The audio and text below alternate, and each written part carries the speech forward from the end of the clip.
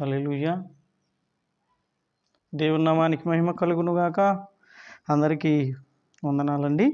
మరి ఈరోజు దేవుని యొక్క ఉన్నతమైన మాట, యెహోవా మన కొరకు గొప్ప కార్యములు చేసి ఉన్నాడు. హల్లెలూయా.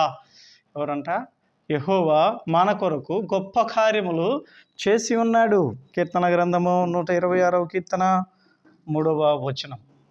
యెహోవా గొప్ప కార్యములు, మరి భూమి ఆకాశాలను సృష్టించటం, సమస్తము కలగచేయటం, సమస్తాన్ని నిర్మించటం, మనల్ని సృష్టించి సృష్టిలో ప్రతీదీ మన కొరకు సృష్టించి మనల్ని మరి చూసేటట్లుగా మనల్ని మరి నిర్మించటం, మనం చూడటం అనేది మరి ఎంతో గొప్ప కార్యం. కాబట్టి యెహోవా ఏం చేశాడంటే మన కొరకు గొప్ప కార్యాలు చేసి ఉన్నాడు. ఆయన చేసిన ఏమై ఉన్నాయంటే, దేవుడు తన్ను ప్రేమించిన వారి కొరకు ఏమి సిద్ధపరచునో అవి కంటికి కనబడలేదు, చెవికి వినపడలేదు, మనుష్య హృదయానికి గోచరమే కాలేదంట. అలాంటివి సిద్ధపరిచి ఉంచాడు. ఎవరంటే మరి దేవుడు తన్ను ప్రేమించిన వారి కొరకు. నిన్ను ప్రేమిస్తే దేవుడు ఖచ్చితంగా నీ కొరకు ఒక మేలు దాగి ఉంటుంది. ఖచ్చితంగా అవి కంటికి కనపడవు, చెవికి కనపడవు, మనిషి హృదయానికి గోచరము కావు. కాబట్టి నిన్ను ప్రేమిస్తే, నువ్వు దేవుని ప్రేమిస్తే, నన్ను ప్రేమించు వారిని నేను ప్రేమిస్తున్నాను అంటాడు దేవుడు.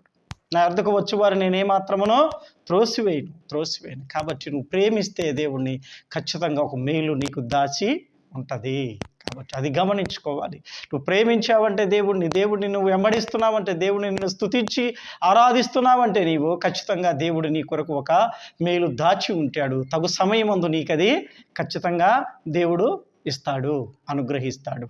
అది కాబట్టి దేవుడు చెప్పిన మాట ఏ మాట కూడా నిరర్ధకమో కానేరదు. అందుకే అంటుంది, దేవుడు తన్ను ప్రేమించిన వారి కొరకు ఏమి సిద్ధపరిచినవి కంటికి కనపడవంట, చెవికి వినపడవు, మరి మనిషి హృదయమునకు గోచరమో కావో.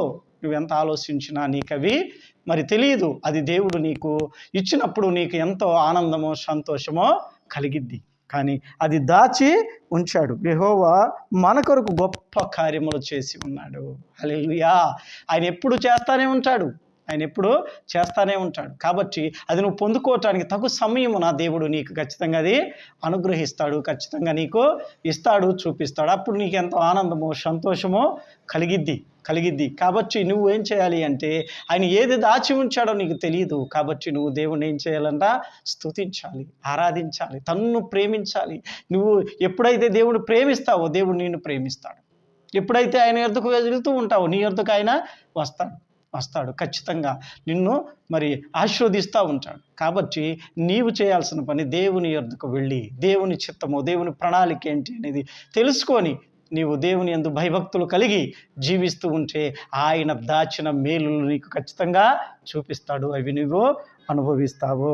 హల్లెలూయా. మన కొరకు గొప్ప కార్యములు, ఆయన ఏ కార్యము చేస్తాడో తెలియదు. గొప్ప కార్యాలు చేస్తాడు. ఎంతో గొప్ప కార్యాలు అవి అందుకే అంటుంది, కంటికి కనపడనివి, చెవికి కనపడనివి, మనిషి హృదయానికి గోచరము కావయి. కాబట్టి నువ్వు తెలుసుకోవాలంటే దేవునితో సహవాసం కలిగి ఉండాలి, దేవునితో అంటుకట్టబడి ఉండాలి. నువ్వు ప్రేమిస్తూ ఉంటే అప్పుడు దేవుడు నిన్ను ప్రేమిస్తా, నీకు ఇవ్వాల్సినవన్నీ కూడా ఆయన ఇస్తూ ఉంటాడు. అప్పుడు నీకు అర్థమైపోయింది దేవుని ప్రేమ ఏంటో.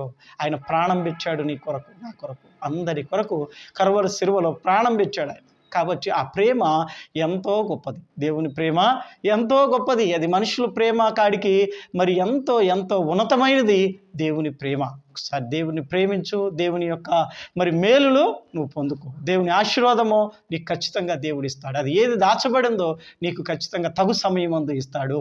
నువ్వు ప్రేమించు. నువ్వు ప్రేమిస్తున్నావో లేదో దేవుని తెలియదు, కానీ ఈ వాక్యమైన నీవు దేవుణ్ణి ప్రేమించి దేవుని యందు భయభక్తులు కలిగి దేవుని యొక్క మరి ఉచితమైన కృపను పొందుకోవటానికి ఆయన దాచిన మేలులు ఎన్నో, తను ప్రేమించిన వారి కొరకు ఎన్నో మేలులు దాచాడు. అవి కంటికి కనపడవు, చెవికి కనపడవు, మనిషి హృదయానికి గోచరము కావు. కాబట్టి అవి నువ్వు ఖచ్చితంగా పొందాలి అంటే నువ్వు ఖచ్చితంగా దేవుని యొక్క చిత్తము, ప్రణాళిక తెలుసుకొని మరి దేవుని యందు భయభక్తులు కలిగి ఉంటే దేవుడు ఖచ్చితంగా నిన్ను ఆశీర్వదిస్తాడు. ఆయన దాచిన మేలులు నీకు చూపిస్తాడు, నిన్ను ఆశీర్వదిస్తాడు, దీవిస్తాడు. హల్లెలూయా. నువ్వు ప్రేమించటమే నువ్వు మొదలు పెడితే దేవుడు నిన్ను ప్రేమిస్తూనే ఉంటాడు. అందుకోసమే ప్రాణం పెట్టాడు ఆయన నీ కొరకు మరి రక్తాన్ని చిందించి నీ రక్షణ కొరకు ఆయన యొక్క రక్తాన్ని కార్చాడు. హల్లెలూయా. ఈ వాక్యము మరి నా ప్రతి బిడ్డ మరి హృదయాలు తెరవబడి దేవుని యొక్క ఉద్దేశాలు, చిత్తాలు తెలుసుకొని నిత్యము ప్రార్థించుదురుగాక. ఆమేన్.